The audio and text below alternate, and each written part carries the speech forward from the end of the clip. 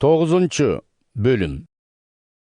Şavıl, egебиздин şakirtlerin öldüröm, jitirem dep, korkutup, ürkütüp, başkı din kızmatçının aldına vardı. Andan İsa'nın joluna түшкөндөрдү ayal erkegine karabay baylap, Yerusalimge alıp gelүүгө жиберилди деген Дамаск шаарындагы синагогалардын жетекчилерине арналган тилгат жаздырып алды. Ошентип, Шавыл Дамаск шаарына жакындап калганда, капыстан асмандан bir нур төгүлүп, айланасын жарык кылып жиберди. Шавыл жерге жыгылды да, өзүнө кайрылган үн тукту. Шавыл, Шавыл, dedi ошол үн.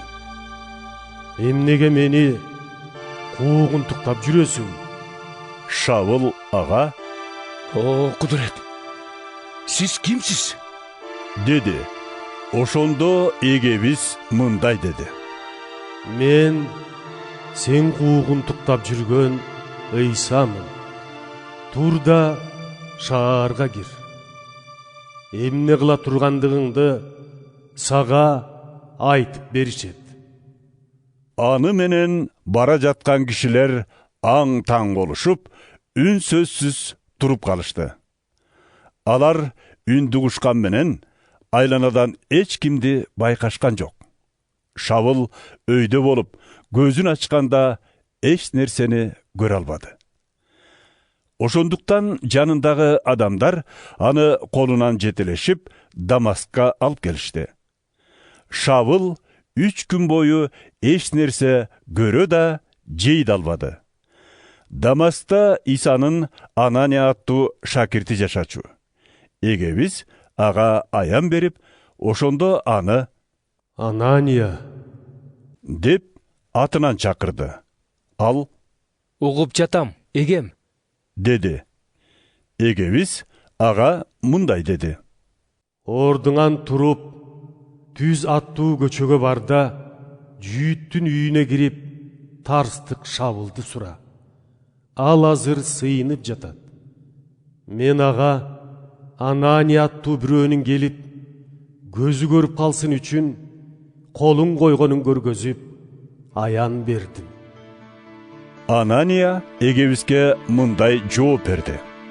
Эгем, бул кишинин Иерусалимде сенин ыйыктарыңа жасаган жамандыктары тууралуу көп адамдардан уккан элем. Эми ал бул жерге келиптир. Колунда Ыйсага табынгандардын баарын кармап келүүгө укуктуу деген жогорку дин кызматчылардан жаздырып алган кагазы бар экен. Бирок эгебиз ага айтты. Баргын, ал менин тандаган элчим. Менин атымды элдерге айтып, падышаларга маалым кылып, Исраилдин урпактарына жарыялайт. Мен үчүн канча азапты башынан өткөрүүгө тийиш экендигин өзүм ага билдирем. Анания барды да жүйүттүн үйүнө кирип, Шавылдын башына колун коюп, мындай dedi. Боордошум Шавыл, көзүң ачылып, ыйык рухту кабыл алышың үчүн жолуңан көрүнгөн эгебиз Ыйса мени сага жиберди. Ошол замат Шавылдын көзүн каптаган кабырчык сыяктуу нерсе жок болуп, ал кайрадан көрүп калды. Ал ордунан туруп, чөмүлдүрүү расмисинен өттү. Анан тамак жеп, кубаттанды. Ушундан соң Шавыл Исанын шакирттери менен бир нече күн Дамаскта болду. Ошол жердеги синагогаларга барып, Исанын Кудай уулу экендигин айта баштады. Уккандар таң калышып, Бул киши Исага ишенгендерди Иерусалимде куугунтуктап, мында да аларды кармап, жогорку дин кызматчыларга алып баруу максаты менен келбеди беле? деп жатышты. Шавыл болсо уламдан улам күчүнө келип, Дамаскта жашаган иудейлерге Исанын Машаяк экендигин далилдеп, алардын айласын кетирди. Bir топ убакыт өткөндө иудейлер аны өлтүрүүнү чечишти. Бирок Шаулга алардын мындай ниети билинип калды. Иудейлер аны өлтүрүү үчүн күнү түнү шаар дарбазасынын айланасынан кетпей аңдып жүрүштү. Шакирттер болсо Шаулду себетке салып, түн ичинде шаардын сепилинен сыртка түшүрүп коюшту. Шаул Иерусалимге келип, шакирттердин катарына кошулгусу келди. Бирок алар Шаул да Исанын шакирти болуп калганына ишенишпей, андан коркушту. Ошондо Барнап Шаулду элчилердин алдына ээрчитип келди да, анын Дамаска бараткан жолдо Исаны кандайча көргөнүн, анын ага айткан сөздөрүн жана Шаул ал жөнүндө коркпостон жар салганын айтып берди. Шаул алар менен бирге бүткүл Иерусалимде эгебиз Исанын атын тайманбастан ачык жарыялап жүрдү. Ал тургай грек тилинде сүйлөгөндөр менен да Иса жөнүндө талашып тартышты. Алар болсо аны өлтүрүүнүн амалын издешти. Бул тууралуу Исанын үмөттөрү билип калып, аны Кесарияга алып барып, Тарска жөнөтүп жиберишти. Ошентип бүткүл Иудея, Галилея жана Самария аймактарындагы ишенүүчүлөрдүн жыйындары тынчтыкта жана эгебизди урматтоо менен жашап, өсүп, өнүп жатышты. Ыйык рух колдоп, катарлары көбөйдү. Өлкөнүн чар тарабын кыдырып жүргөн Петр Лидда шаарында жашаган ыйыктарга да келди.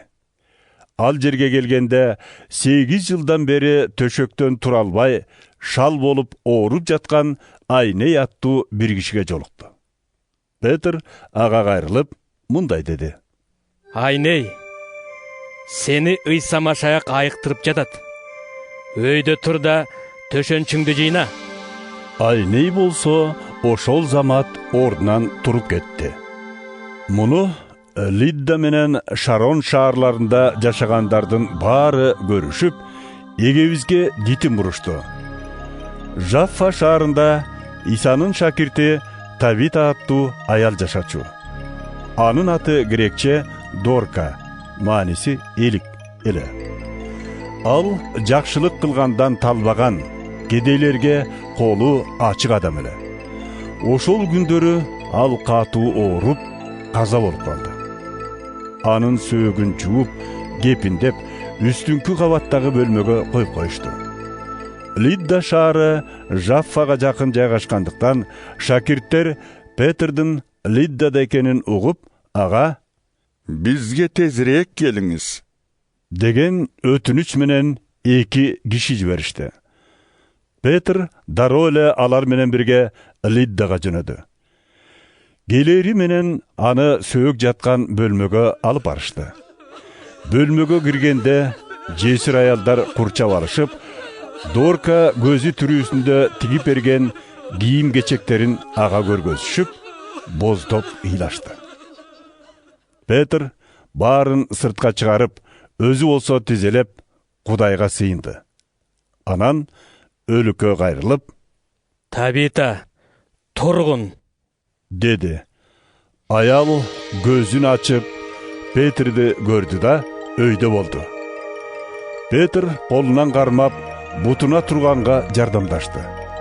Анан ыйыктар менен жесирлерди чакырып, тирилип кеткен Тавитаны көргөздү. Бул иш бүткүл Жаффага белгилүү болуп, көптөгөн адамдар эгебизге ишеништи.